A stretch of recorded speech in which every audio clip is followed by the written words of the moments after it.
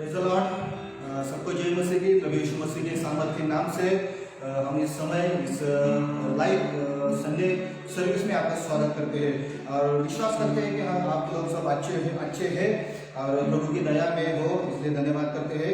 आइए प्रभु के लोगों, इस वक्त हम प्रार्थना के द्वारा आगे बढ़ेंगे और प्रार्थना करके हम आराधना में जाएंगे और प्रभु को धन्यवाद करें। जो लोग हमसे कनेक्ट हो रहे हैं, जो जुड़ रहे हैं, प्रभु यीशु में आपका हम स्वागत करते हैं।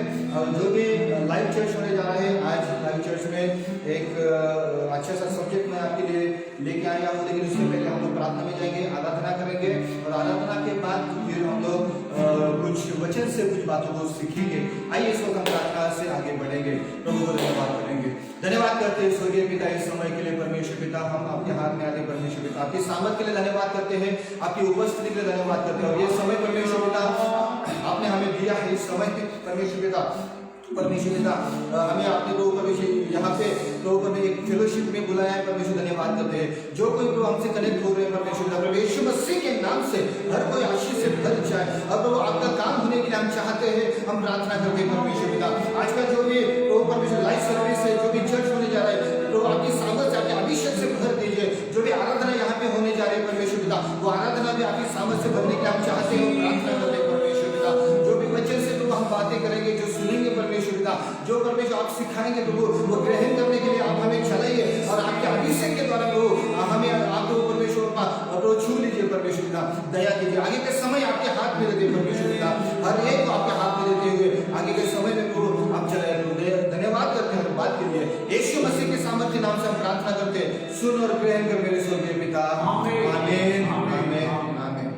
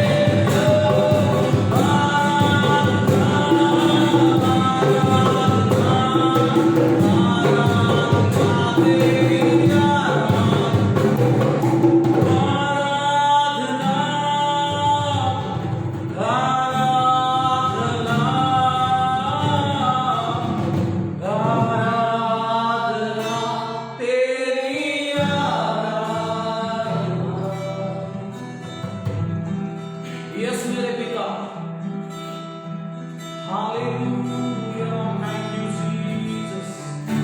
Thank you, Jesus. Hallelujah. Hallelujah. Thank you, Jesus. धन्यवाद यीशु। हालेलुया। परमेश्वर का वचन कहता है कि हर पल हम आनंद करना चाहिए। हालेलुया। प्रभु यीशु मसीह में हम आनंद करेंगे।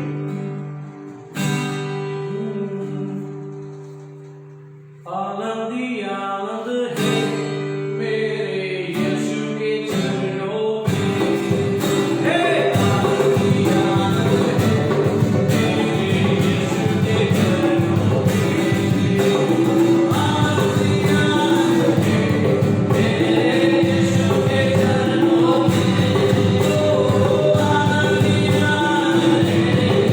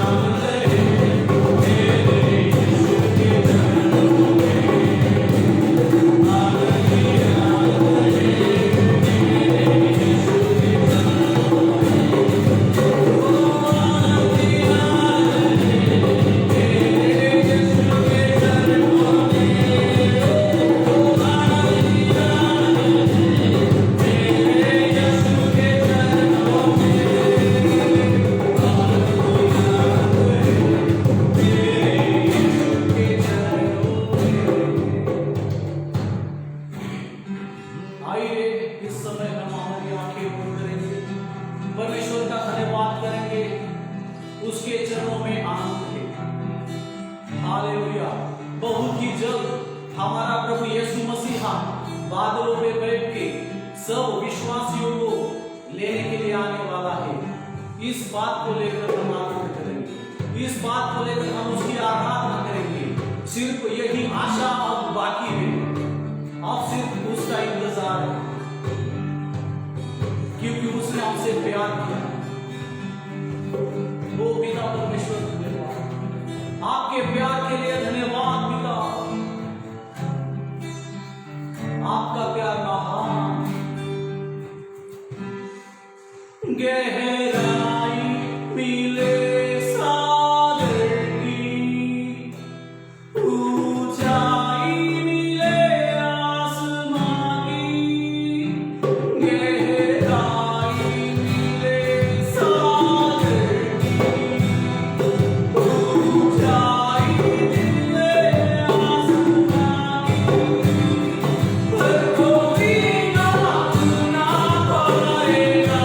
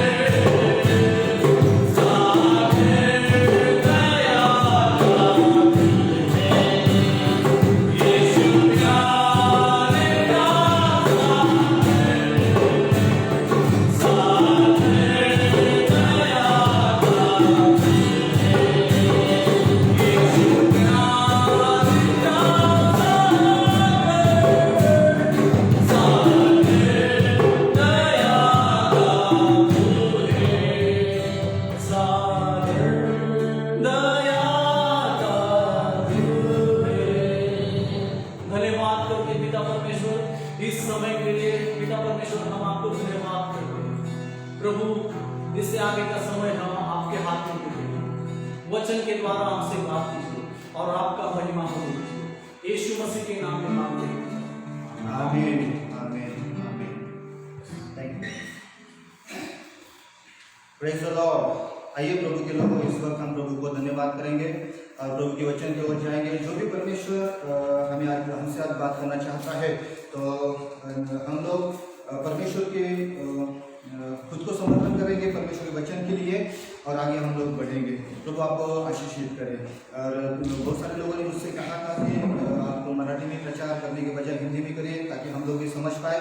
कुछ उड़ीसा के लोग हैं, कोई लोग छत्तीसगढ़ से हैं, कोई आंध्रा से भी लोग हैं जो इस बात को समझना चाहते हैं। तो इसलिए मैं एक हफ्ता से हिंदी में प्रचार कर रहा हूँ आप लोगों के सामने। तो आइए प्रभु के लोगों, इस वक्त हम प्रभु को धन्यवाद करेंगे और एक वचन से हम आगे बढ़ेंगे। मैं चाहता हूँ एक वचन को हम लोग निकाले। अगर आपके पास बाइबल हो तो वो वचन हम लोग पढ़ेंगे और उसको पकड़ के उसको लेकर हम लोग आगे बढ़ेंगे। मत्ती रचित सुसमाचार इस समय हम लोग निकालेंगे। मत्ती रचित सुसमाचार और इसका 5 अध्याय और 15 पद हम लोग पढ़ेंगे, 14 पद पढ़ेंगे और फिर आगे 15 और 16 भी पढ़ेंगे।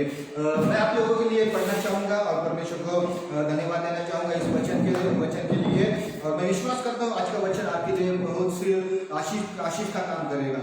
तो आइए प्रभु के लोगों, इस वक्त हम प्रभु के वचन से कुछ बातों को सीखेंगे। मत्ती रचित सुसमाचार इसका 5 अध्याय 14, 15 और 16 पद ऐसा लिखा गया वहाँ पे, तुम जगत की ज्योति हो, जो नगर पहाड़ पर बसा हुआ है वह छिप नहीं सकता, और लोग दिया जलाकर पैमाने के नीचे नहीं परंतु दिवट पर रखते हैं, तब उससे घर के सब लोगों को प्रकाश पहुंचता है। उसी प्रकार तुम्हारा उजियाला मनुष्य के सामने चमके कि वे तुम्हारे भले कामों को देखकर तुम्हारे पिता की जो स्वर्ग में है बड़ाई करे। प्रभु के लोगों, इस समय मैं आपसे कुछ बातें करना चाहूंगा। दो बातों के ऊपर मैं आपसे आपको कुछ शेयर करना चाहूंगा। पहली बात तो है कि तुम जगत की ज्योति हो, हम लोग जगत की ज्योति है। और दूसरी बात है कि हम लोग पहाड़ पे बसे हुए नगर के समान है। और इस दो बातों के ऊपर हम ध्यान लगाएंगे। सबसे पहले तो हम देखेंगे कि हम लोग जगत की, संसार की ज्योति है और कैसे है, इस बात की ओर हम लोग ध्यान देंगे, है ना। यहाँ पे लिखा गया है तुम जगत की ज्योति हो, और एक जगह पे ऐसा लिखा है, यीशु मसीह खुद कहता है, यूहन्ना रचित सुसमाचार 8:12 अगर हम लोग पढ़ेंगे, आप लोग पढ़ेंगे, वहां पे भी यीशु मसीह ऐसे ही कुछ कहता है कि मैं संसार की ज्योति हूँ, मैं जगत की ज्योति हूँ। और एक जगह पे वही यीशु मसीह कहता है कि तुम जगत की ज्योति हो। ऐसा क्यों लिखा गया है? यीशु मसीह खुद को भी जगत की ज्योति कहता है और हम लोगों को भी जगत की ज्योति कहता है। जो यीशु मसीह के ऊपर विश्वास करता है, जो यीशु मसीह को ग्रहण करता है, जो यीशु मसीह की ओर आता है, उन सबको प्रभु यीशु मसीह संसार की और जगत की ज्योति कहता है। ऐसा क्यों है, मैं आपसे कहना चाहता हूं। यीशु मसीह इस जगत की ज्योति था और उसको ठहराया गया। क्यों ऐसा कहा गया, क्यों ऐसा लिखा गया है? क्योंकि मैं आपसे कहना चाहता हूं, यीशु मसीह व्यवस्था के अनुसार चलने वाला था। बाइबल में ऐसा लिखा गया, अगर आप एक वचन को पढ़ोगे, भजन संहिता की किताब, इसका 119 पद और 119 अध्याय और 130 पद अगर आप पढ़ोगे तो उसमें लिखा गया है। मैं आप लोगों के लिए पढ़ना चाहूंगा, अगर आपके पास बाइबल है तो आप भी निकाल सकते हैं। भजन संहिता की किताब, इसका 119 अध्याय का 130 पद ऐसा लिखा गया है वहां पे। मैं आपके लिए पढ़ना चाहूंगा 130 पद। तेरी बातों के खुलने से प्रकाश होता है, उससे भोले लोग समझ प्राप्त करते हैं, ऐसा लिखा है। परमेश्वर तेरी बातों के खुलने से प्रकाश मिलता है। मैं आपसे कहना चाहता हूं, यीशु मसीह जब इस संसार में थे तब यीशु मसीह परमेश्वर की बातों को जानता था। यीशु मसीह परमेश्वर की बातों को पहचानता था। जो परमेश्वर कहता है वैसे ही वो अपना जीवन जीता था, वैसे ही वो रहता था। इसलिए मैं आपसे कहना चाहूंगा, यीशु मसीह खुद को संसार की ज्योति कहता है। क्यों कहता है? क्योंकि वो वचन पे अपना मन लगाता था, परमेश्वर के शब्दों पे अपना मन लगाता था, व्यवस्था से अपना जीवन जीता था। इसलिए वो संसार की, जगत की ज्योति, खुद को जगत की ज्योति कहता था। लेकिन मैं आपसे कहना चाहूंगा, जिस यीशु मसीह ने व्यवस्था को अपने अंदर लिया, जिस यीशु मसीह ने परमेश्वर के वचन को अपने अंदर लिया, उसी यीशु मसीह को हम ग्रहण करते हैं। इसका मतलब क्या होता है पता है? यीशु मसीह हमारे अंदर आता है, इसलिए हम लोग भी एक ज्योति के समान बन जाते हैं, क्योंकि एक ज्योति को हमने अंदर लिया है। इस संसार की, जगत की ज्योति को हमने अंदर लिया है। इस संसार की, जगत की ज्योति को हमने ग्रहण कर लिया है। अगर वो ज्योति है, अगर हमने उसे ग्रहण किया है, तो हम भी एक ज्योति के समान बनते हैं। मैं आपसे कहना चाहूंगा, जब यीशु मसीह संसार में था, यीशु मसीह ने स्वर्ग की बातों को सिखाया। यीशु मसीह ने परमेश्वर की बातों को सिखाया। परमेश्वर कैसा है, स्वर्ग कैसा है, स्वर्ग में कौन प्रवेश कर सकता है, इन सब बातों को यीशु मसीह ने सिखाया और लोगों ने ग्रहण किया। आपने ग्रहण किया, मैंने ग्रहण किया। यीशु मसीह संसार की ज्योति, खुद को संसार की ज्योति क्यों कहते पता है? क्योंकि उसने परमेश्वर के वचन को ग्रहण किया था, उसने परमेश्वर के शब्दों को ग्रहण किया था, इसलिए वो ज्योति के समान था। और वही शब्द, वही वचन, वही व्यवस्था, वही शिक्षा यीशु मसीह ने हमें भी दी है और हमने भी उसे ग्रहण किया है। इसलिए हम भी इस संसार की ज्योति के समान है। प्रियो, इस बात की ओर आप ठीक से ध्यान लगा सकते हैं। और बाइबल में कहती है कि परमेश्वर के वचन के खुलने से, तेरे शब्दों के खुलने से प्रकाश मिलता है। जब हम परमेश्वर के वचन को अपना ध्यान लगाते हैं, तब हम लोग प्रकाश पाते हैं। अंधियारों से निकल के हम लोग ज्योति की ओर आते हैं। अंधियारों को त्याग कर हम लोग ज्योति को ग्रहण कर लेते हैं, जब हम परमेश्वर के वचन की ओर ध्यान लगाते हैं और मन लगाते हैं। क्योंकि बाइबल में लिखा गया है, परमेश्वर के वचन के खुलने से हमें प्रकाश मिलता है, प्रकाश प्राप्त होता है। और आप अगर परमेश्वर के वचन पे ध्यान देते हो, परमेश्वर के वचन को ग्रहण करते हो, परमेश्वर के वचन जैसा कहता है वैसे अगर हम लोग चलते हैं, तो मैं आपको कहना चाहूंगा, हम इस संसार की ज्योति के समान है। हम लोग हैं, इसलिए इस संसार में एक उजियाला है, एक प्रकाश है। अगर प्रभु पर विश्वास करने वाले लोग अगर इस संसार में नहीं रहेंगे, तो आप सोच सकते हैं कि कौन सी बात हो सकती है। प्रभु में विश्वास करने वाले लोग, यीशु मसीह पर विश्वास करने वाले लोग हैं, जो बाइबल के वचनों के जैसा चलते हैं, जो वचन सिखाता है वैसे चलते हैं। वचन में कभी भी कोई गलत बात नहीं सिखाई। अगर आप यीशु मसीह की शिक्षा को जानोगे, यीशु मसीह की शिक्षा को आप पढ़ोगे, अगर आप बाइबल में लिखी बातों को पढ़ोगे तो उसमें आप देखोगे कि यीशु मसीह ने कैसे वचन को सिखाया है, कैसे प्रचार किया है, परमेश्वर की बातें कैसे खोलकर बताई है। ये बातें हम लोगों को बाइबल से दिखाई देती है। अब जब हम लोग उसको ग्रहण करते हैं, उस बातों को ग्रहण करते हैं, तो मैं आपसे कहना चाहूंगा हम ज्योति के समान अपना जीवन को जीते हैं। ये बात हमारे लिए बहुत जरूरी है, ये बात, इस बात को समझना जरूरी है। हालेलुया। यीशु मसीह ने कहा कि शत्रु से भी प्रेम रखो। यीशु मसीह ने कहा अगर कोई तुम्हें श्राप देता है तो उसे श्राप ना दे, तो उसको आशीष दे। ये जो बातें हैं, मसीह लोग अगर इन बातों के जैसा अपना जीवन जीना शुरू कर देंगे, तो मैं आपसे कहना चाहूंगा हर कोई प्रभु यीशु मसीह ने कहा वैसा इस जगत की ज्योति बन सकता है। और बाइबल में लिखी हुई बातें, बाइबल में लिखा हुआ है कि किसी को भला बुरा ना कहे।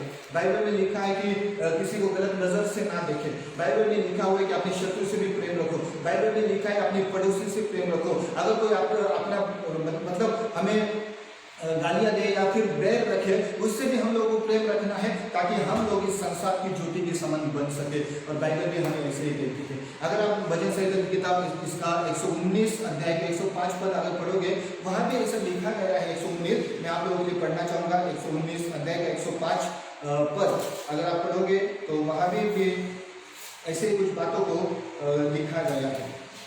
लिखा है 105 पद में, तेरा वचन मेरे पाँव के लिए दीपक और मेरे मार्ग के लिए उजियाला है। परमेश्वर का वचन दीपक और उजियाला का काम करता है। परमेश्वर का वचन हमें मार्ग दिखाने का काम करता है। जब हम परमेश्वर के वचन की ओर ध्यान लगाते हैं तो हमें एक मार्ग मिलता है। परमेश्वर का वचन हमारे लिए एक मार्गदर्शी है। शायद हम लोग अंधियारे में कोई रास्ता ना दिखाई दे, हमारे जीवन में अंधियारा हो, निराशा हो, कोई दुख हो, तकलीफ हो। दुख और तकलीफ एक हमारे जीवन में आने वाला एक अंधियारा है। कोई बीमारी है, वो हमारे जीवन में आने वाला एक अंधियारा है। लेकिन उसी समय अगर परमेश्वर का वचन को हम पकड़ लेते हैं, परमेश्वर के वचन को हम ग्रहण कर लेते हैं, तो हमारे जीवन में एक ज्योति दिखाई देना शुरू हो जाता है। हालेलुया। और वो ज्योति हमें मार्ग दिखाती है, वो ज्योति हमें मार्गदर्शित करती है कि हम लोग इस जीवन में, इस संसार में, इस जीवन में कैसे आगे बढ़े। वो ज्योति, वो परमेश्वर वचन हमें मार्ग दिखाता है। तो प्रभु के लोगों में आपसे कहना चाहूंगा कि हमें परमेश्वर के वचन की ओर ध्यान लगाना है, मन लगाना है, ताकि हम इस संसार की ज्योति के समान बन सके। बाइबल कहती है हम इस संसार में हम लोगों को कैसे रहना है। बाइबल में कई सारी बातें बताई गई, कई सारी बातों को सिखाया गया है। इस संसार में हमें कैसे रहना है, इस संसार के लोगों के सामने हमें कैसे रहना है, इन बातों को भी बाइबल साफ तौर से हमें कहती है। अगर आप मत्ती रचित सुसमाचार 5 अध्याय का 16 पद, उसमें ही 16 पद अगर आप पढ़ोगे, वहां ऐसा लिखा गया है, उसी प्रकार तुम्हारा उजियाला मनुष्यों के सामने चमके। जो मनुष्य परमेश्वर को नहीं जानते हैं, ऐसा लिखा है तुम्हारा उजियाला उन मनुष्यों के सामने चमके। इसका मतलब क्या होता है कि हमारी भली बातें देखकर, हमारी अच्छाई देखकर लोगों ने परमेश्वर की बढ़ाई करना जरूरी है।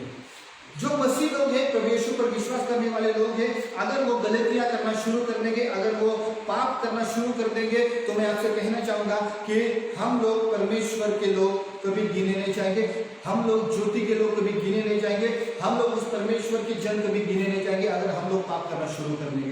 बाइबल में यहाँ पे ऐसा लिखा है कि हमारा उजियाला मनुष्यों के सामने चमकना चाहिए, हमारा उजियाला मनुष्यों के सामने आना चाहिए। मतलब हमारी अच्छाई, हमारी भली बातें, हम जो कर्म करते, अच्छे कर्म करते हैं, वो लोगों के सामने आना जरूरी है, ताकि लोगों ने परमेश्वर को ग्रहण करें और लोग परमेश्वर की बढ़ाई करें। इसलिए हम लोगों को लोगों के सामने वैसा आना है। मैं आपसे कहना चाहता हूँ, हम लोग इस संसार में क्यों है, क्यों रखे गए पता है, क्यों रखा गया हम लोग को? मैं तो ऐसा सोचता हूँ, मुझे इस संसार में क्यों रखा है पता है, ताकि मैं परमेश्वर की बढ़ाई कर सकूँ।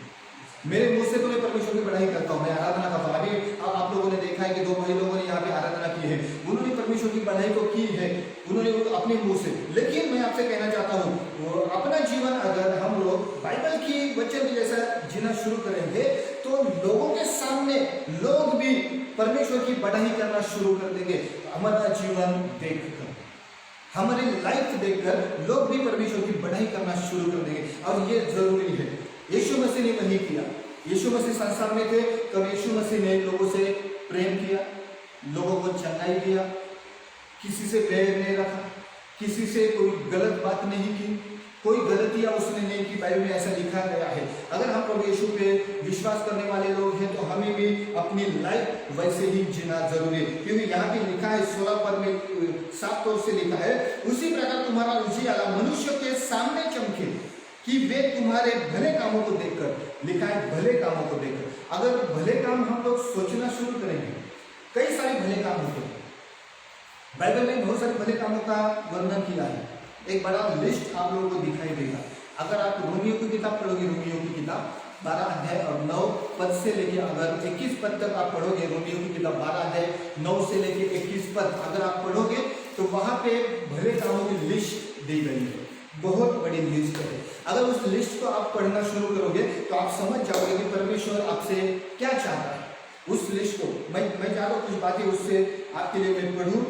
रोमियो की किताब निकाले, अगर आपके पास बाइबल है तो आप निकाल सकते हैं। रोमियो की किताब इसका 12 अध्याय का 9 पद से लेके आगे मैं आपके लिए पढ़ना चाहूँगा। 12 अध्याय 9 पद से आगे ऐसा लिखा गया है, 9 वचन ऐसा कहता है, प्रेम निष्कपट हो, बुराई से घृणा करो, भलाई में लगे रहो, भाईचारे के प्रेम से एक दूसरे से स्नेह रखो, परस्पर आदर करने में एक दूसरे से बढ़ चलो, प्रयत्न करने में आलसी ना हो, आत्मिक उन्माद में भरे रहो। ऐसा लिखा है, आत्मिक उन्माद में भरे रहो, प्रभु की सेवा करते रहो, आशा में आनंदित रहो, क्लेश में स्थिर रहो, प्रार्थना में नित्य रहो, पवित्र लोगों को जो कुछ आवश्यक हो उसमें उसकी सहायता करो, पहुनाई करने में लगे रहो। यहाँ पे लिखा है पहुनाई करने में लगे रहो। आगे भी लिखा है अपने सताने वालों को आशीष दो। ये बहुत बड़ी बात है।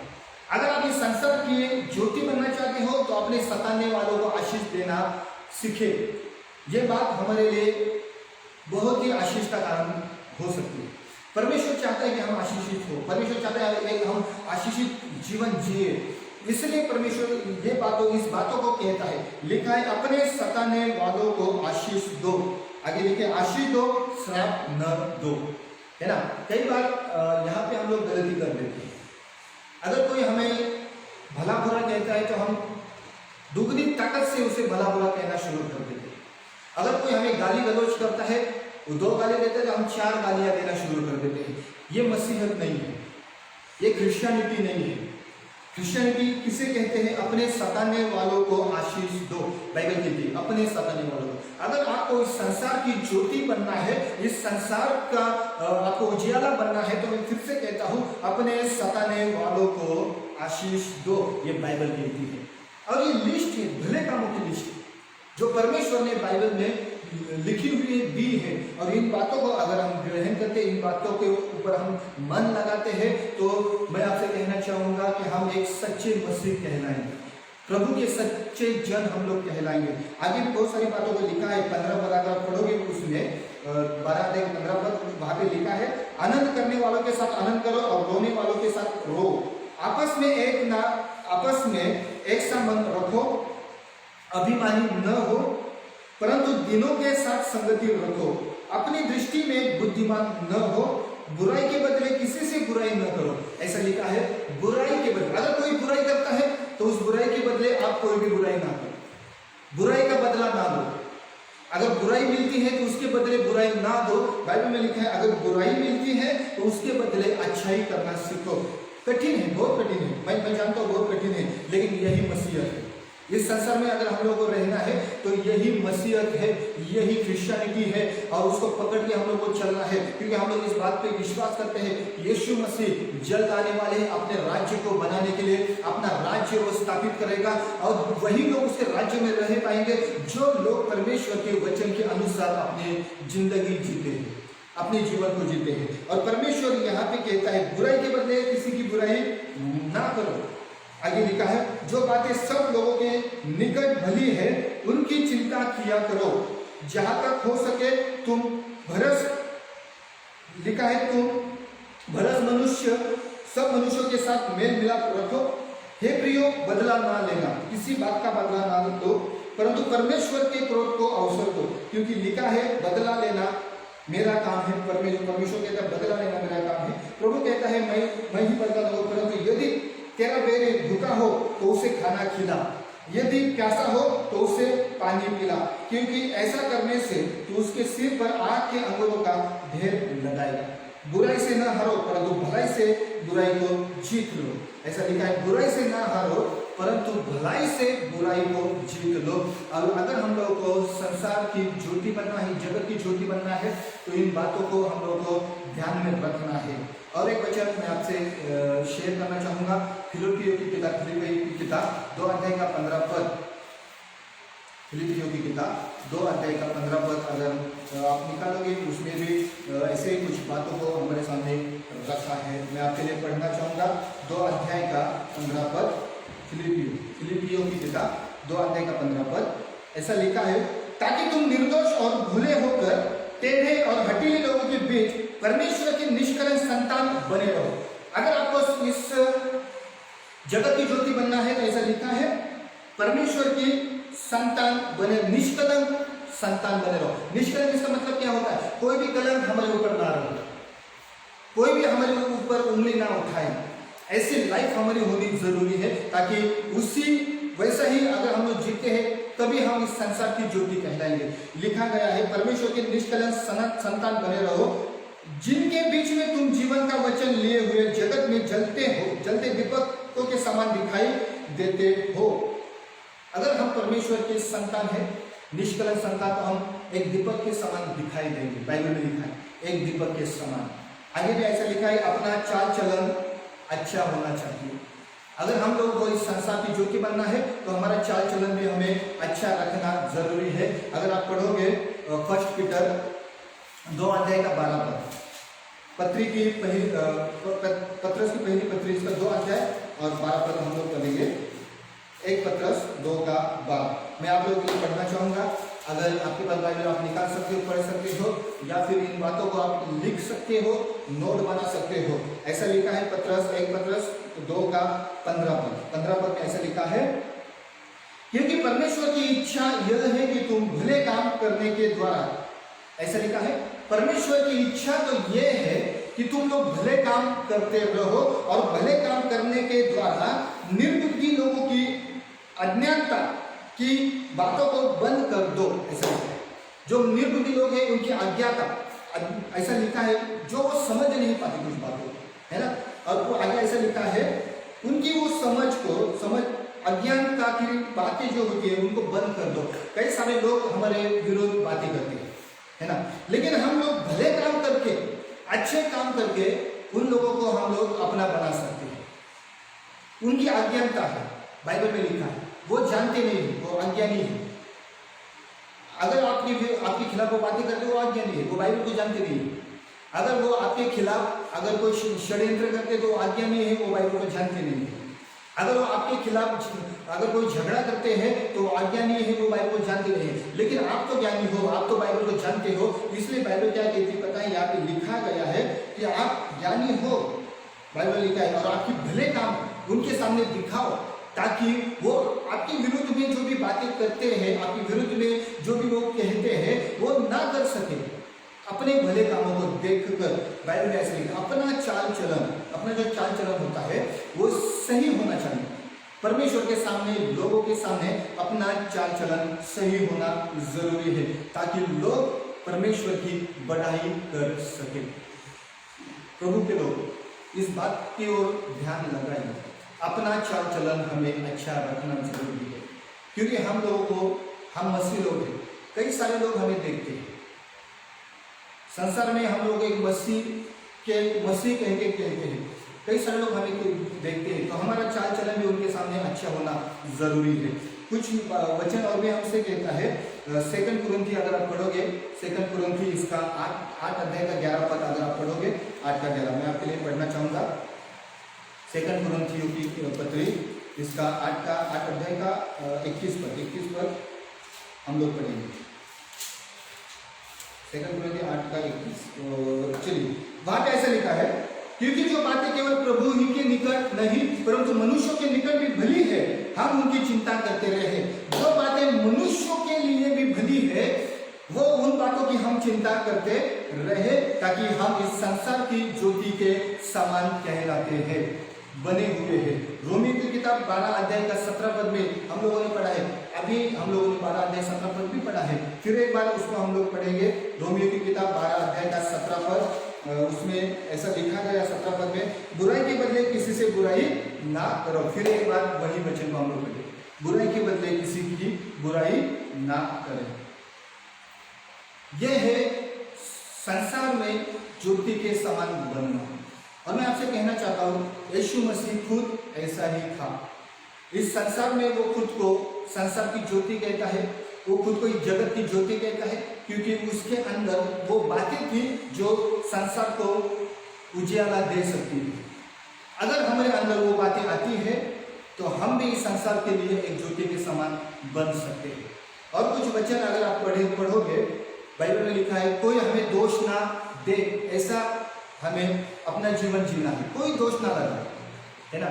अगर आप एक वचन को पढ़ोगे तीतुस की पत्री है 2 अध्याय 7 और 8 पद को अगर आप लोग पढ़ोगे, मैं आप लोगों से पढ़ना चाहूंगा 2 अध्याय का 7 और 8 पद।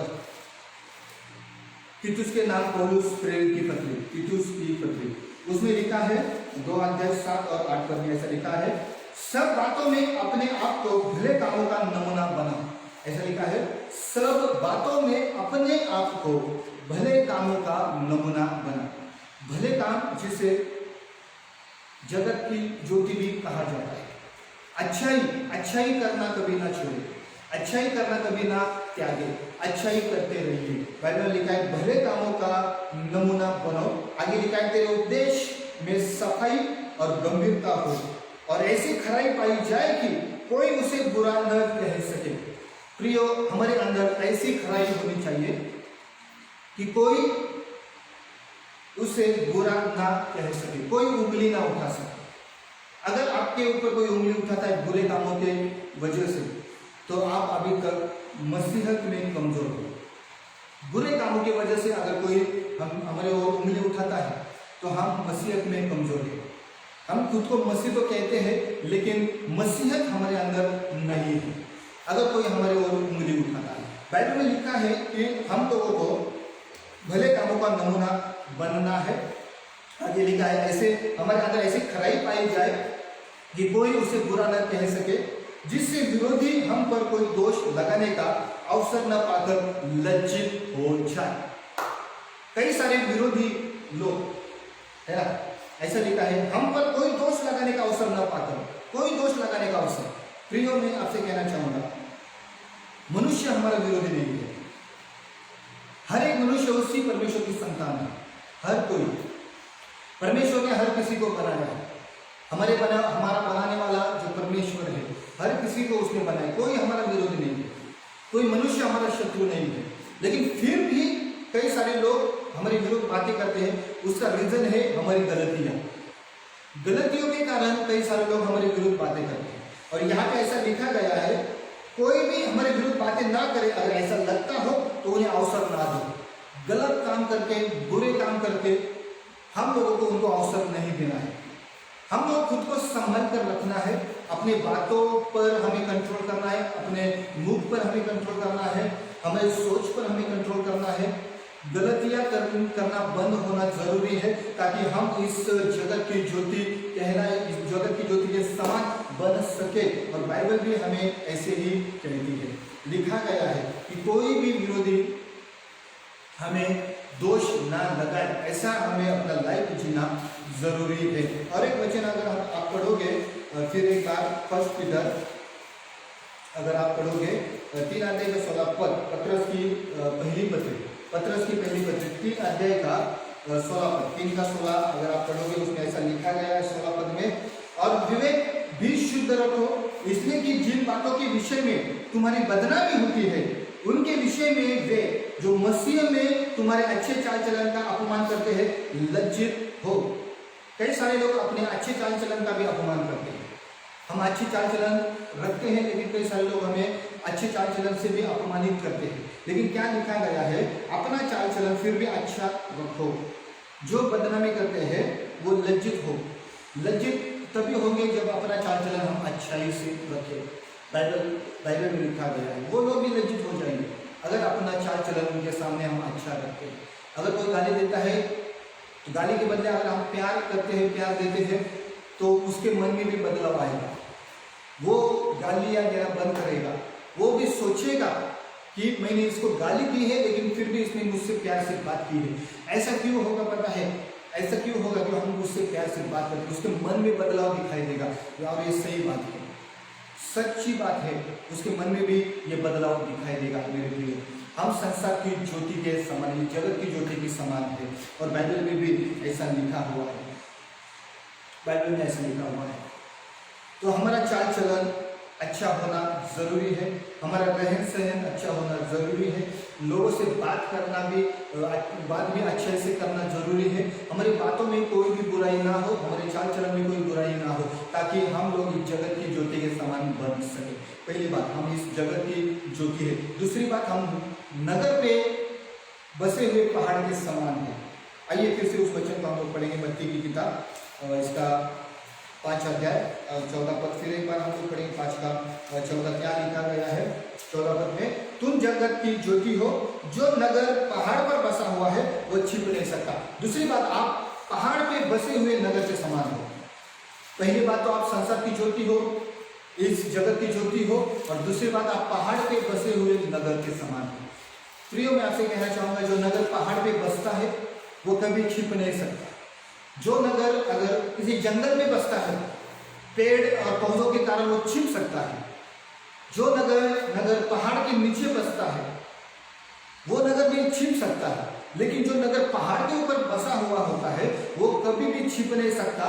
हर किसी के नजर में वो आसानी से आता है। और बाइबल कहती है कि तुम लोग, मैं खुद, जो मसीह लोग हैं, वो पहाड़ पे बसे हुए नगर के समान है, जो आसानी से किसी की भी नजर में आ सकते हैं। मैं ऐसा क्यों कहता हूं?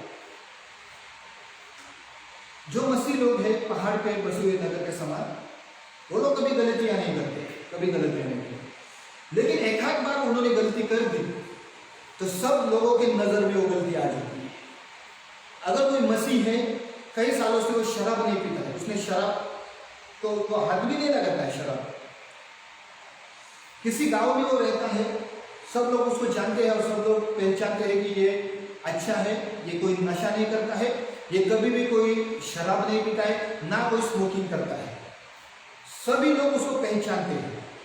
उसी गांव में अगर कोई शराब पीने वाले लोग हो, उनको भी लोग पहचानते हैं कि ये शराबी है। कभी अगर वो शराब पीने वाला व्यक्ति अगर शराब पीकर आता है तो लोगों को उसका कोई भी लेना देना नहीं होता है, क्योंकि वो पहले से ही शराब पीता है। लेकिन जो शराब ना पीने वाला अगर एक आध बार शराब पिएगा तो पूरे गांव में उसके नाम की बदनामी होना शुरू हो जाएगा कि ये शराब पिया है। अगर स्मोकिंग नहीं करता है, लाइफ में कभी स्मोकिंग नहीं की है, लेकिन किसी ने अगर उसको स्मोकिंग करते हुए देखा है, कोई मसीह भाई है, कोई मसीह भाई है, अगर उसको स्मोकिंग करते हुए देखा है, कभी स्मोकिंग नहीं करता है, तो पूरे गांव में उसकी बदनामी हो सकती है कि ये स्मोकिंग करता है। क्यों ऐसा होता है पता है? क्योंकि मसीह लोग पहाड़ पे बसे हुए नगर के समान है, जो आसानी से किसी की भी नजर में आ सकते हैं, आसानी से। और इस बात को हमें ध्यान रखना है, इस बात की ओर हमें ध्यान देना है। आसानी से हम लोगों के नजर में आ जाते हैं, इसलिए बुराई कभी ना करो। हम बुराई नहीं करते, लेकिन एक आध बार हम लोगों से गलती होती है तो पूरे गांव में वो बात फैल जाती है कि इसने गलत किया है। हम अच्छा ही करते हैं, वो बात तो गांव वाले लोग जानते हैं, लेकिन कभी कोई बुराई करेंगे तो पूरे गांव वालों में हमारी उस बुराई की वजह से बदनामी हो सकती है, क्योंकि हम लोग पहाड़ पे बसे हुए नगर के समान है। मेरे साथ एक बार ऐसा ही हुआ था, मेरा एक अनुभव मैं आपके सामने शेयर करना चाहूँगा। एक अनुभव, मेरा फ्रेंड है जो एक वाइन शॉप में काम करता है, वाइन शॉप में यहीं पे, और एक बचपन से मेरा एक दोस्त है, वो बचपन से। तो एक बार उसको कुछ पैसों की ज़रूरत थी और उसने मुझे कॉल किया कि मुझे बोला कि मुझे ऐसे इतने पैसों की मुझे ज़रूरत है। उसने 2000 रुपये की मांग की मुझसे, और मेरे पास उस समय पैसे थे, तो मैंने उससे कहा कि मैं तुझे मदद करूँगा, मेरे पास पैसा है। तो उसको मैंने कहा कि कहाँ मिलना है। तो वो वाइन शॉप में काम करता था, और उसने कहा कि मुझे बाहर आने की परमिशन नहीं मिलेगी, जो मेरा मालिक है मुझे बाहर आने के लिए मना करेगा। तो उसने मुझसे कहा कि खुद वाइन शॉप में आके मुझे पैसे देखेगा, और मेरा लाइफ का एक बहुत बड़ा अनुभव है। तो मैं बोला ठीक है, मैं वहाँ पे आ जाता हूँ। तो मैंने मेरी बाइक निकाली और वाइन शॉप पे गया, और जाने के बाद उसको मैंने 2000 रुपये वहाँ पे दिया, वाइन शॉप में 2000 रुपये उसको मैंने दिया। अब 2000 रुपये देते समय मुझे एक मसीह भाई ने देख लिया, वहाँ पे एक मसीह भाई ने देख लिया, और उसने सब जगह पे इस बात को फैला दिया कि पास्टर साहब वाइन शॉप में थे और उन्होंने वहाँ पे पैसा दिया। इसका मतलब क्या हुआ कि शायद उसने ऐसा बताया होगा उन्होंने वाइन खरीदी। Praise the Lord. उसने देखा मुझे वहाँ पे, मैं आपसे कहना चाहता हूँ, वहाँ पे 50-60 लोग खड़े थे जो वाइन खरीदने के लिए आए थे। उस 50-60 लोगों के ऊपर उसका ध्यान नहीं गया, लेकिन मेरे अकेले के ऊपर उसका ध्यान आया। हालेलुया। क्यों मेरे ऊपर ध्यान आया? क्योंकि मैं पहाड़ के बसा हुआ नगर के समान हूँ, मैं आसानी से दिखाई देता हूँ अगर ऐसा कुछ होता है तो। एक्चुअली मैं वहाँ पे कुछ गलत काम करने नहीं गया था, वहाँ पे मेरे फ्रेंड को मैं पैसा देने के लिए गया था, जो उसको उधार चाहिए, और मैंने उसको वो दे दिया। मेरे मन में भी ऐसा कुछ नहीं था, मैंने उसको वो दे दिया। लेकिन किसी भाई ने मुझे देखा, और बहुत सारे लोगों को उसने बोल दिया ऐसा ऐसा हुआ है। जब मैंने उस बात को सुना, तो मैंने उस भाई से बात भी किया कि मैंने उससे पूछा कि तूने क्या लोगों से कहा। उसको मैंने बोला कि मैं पैसे देने गया था, मेरा एक फ्रेंड वहाँ काम करता है, उसको पैसा चाहिए था 2000 रुपये उधार, तो उसको मैं देने गया था, मैं वाइन खरीदने गया था। तूने सिर्फ पैसे देते हुए देखा मुझे, मेरे हाथों में बॉटल लेकर है वाइन का। वो बोला नहीं, वाइन में बॉटल नहीं था। तो फिर कैसे तूने कहा कि मैं वहाँ वाइन खरीदने गया था? हालेलुया। इस अनुभव से मैं आपसे कहना चाहूँगा, हम लोग एक पहाड़ पे बसे हुए नगर के समान हैं। अगर कुछ भी हम लोग करते हैं हमारा, तो हम आसानी से दिखाई देते हैं, आसानी से हम लोगों के सामने नजर में आ जाते हैं। तो प्रियो, मैं आपसे कहना चाहूँगा, हम प्रभु के लोग हैं, तो कोई गलतियाँ नहीं। मेरी तो गलती नहीं थी, मैंने उधार दिया था पैसा, और प्रभु भी जानता है कि मैंने वो कोई गलती नहीं किया था। वो उधार का पैसा फिर से मुझे 8-10 दिन के बाद वापस मिला, उसने मुझे ला के दिया। लेकिन मैंने एक ही गलती की कि मैंने वाइन शॉप में जाके उसको पैसा दिया। चलो, वो लोगों की नज़र में वो गलती थी, लेकिन मेरी नज़र में वो गलती नहीं थी। मैंने उसको एक मदद के तौर पे उसको मैंने पैसा दिया, लेकिन वहाँ जाके दिया। चलो, प्रभु को धन्यवाद करता हूँ कि ये एग्जाम्पल मैंने क्यों दिया है, क्योंकि हम पहाड़ पे बसे हुए नगर के समान हैं। कोई भी हमारे अंदर से या फिर हमारे चाल चलन में कोई भी गलती दिखाई देना, तो पूरे गांव में या आपके एरिया में वो फैल सकती है। तो कृपया करके कोई गलती ना करें, हम मसीह लोग हैं। और जो भी प्रचार करता हूँ, मैं प्रचार करता हूँ चर्च के लोगों के लिए करता हूँ, बाहर के लोगों के लिए मैं बातें नहीं करूँगा। चर्च जो विश्वासी लोग हैं, प्रभु पे विश्वास करने वाले लोग होते हैं, उनके लिए ही मेरा प्रचार होता है। पहले प्रभु के लोगों ने प्रभु को सही मायने में जानना जरूरी है, अपना चाल चलन शुद्ध रखना जरूरी है, अपना विवेक भाव शुद्ध रखना जरूरी है, ताकि परमेश्वर की बढ़ाई संसार में हो सके। ये दो बातों को ध्यान में रखिए, याद रखिए। एक तो हम संसार की ज्योति है, और दूसरी बात हम पहाड़ पे बसे हुए नगर है। इसलिए हमें खुद को संभालना है। कोई भी कदम उठाना हो तो सोच समझ कर उठाना है। अगर किसी से बात करना हो तो सोच समझ कर बात करना है। हमारी बातों से किसी का दिल ना दुखे, हमारी बातों के कारण कोई नाराज ना हो, ऐसी सोच और समझ हमारे अंदर आना और रहना जरूरी है। बाइबल में यही बात हमसे कहती है। इसलिए प्रियो, मैं आपसे कहना चाहूँगा, आप और मैं इस संसार की, इस जगत की ज्योति के समान है। हम पहाड़ पे बसे हुए नगर के समान है। इसलिए हम लोगों को खुद को संभालना है, इस संसार में संभालना है। बुराई के बदले कभी बुराई ना करो। अगर कोई हमें श्राप देता है तो उसे आशीष देना सीखो। कोई हमें सताता है तो उसे आशीष भी करना सीखो। जो कोई सताता है उसके लिए प्रार्थना करना सीखो, इसलिए कि हम लोग परमेश्वर के संतान हैं। आप जानते हो, यीशु मसीह जब क्रूस पर था, जिन लोगों ने उसे क्रूस पर चढ़ाया, जिन लोगों ने उसके हाथ और पैर में खिले डाल दिए, जिन लोगों ने उसे मारा, आखिरी में क्रूस के ऊपर जब वो था, उस समय उसने क्या क्या बताया? उन्हीं लोगों के लिए क्षमा की प्रार्थना की, और ये है मसीह। वो चाहे तो सब कुछ श्रापित कर सकता था। आप जानते हो यीशु मसीह एक बार अंजीर के पेड़ के पास गया ताकि उसको अंजीर खाने के लिए मिले अंजीर। लेकिन जब उसने देखा कि पेड़ पे अंजीर नहीं था तो उसने कहा उस पेड़ से कि आज से तुझे कभी भी फल ना लगे। और बाइबल में लिखा वो पेड़ उसी समय तुरंत जल गया, उसी समय तुरंत वो पेड़ खत्म हो गया। अगर यीशु के कहने से वो पेड़ मुरझा सकता है, जल सकता है, तो मुझे बताइए वो क्रूस पर जब था तब जो जिन लोगों ने उसको क्रूस पर चढ़ाया उनके विरुद्ध में एक भी शब्द कहता था सब लोग खत्म हो जाते। लेकिन उसने नहीं किया वैसा। क्यों नहीं किया वैसा? क्योंकि वो ये बात आप लोगों ने सिखाना चाहता था, एक नमूना था। वो नमूना क्या था पता है?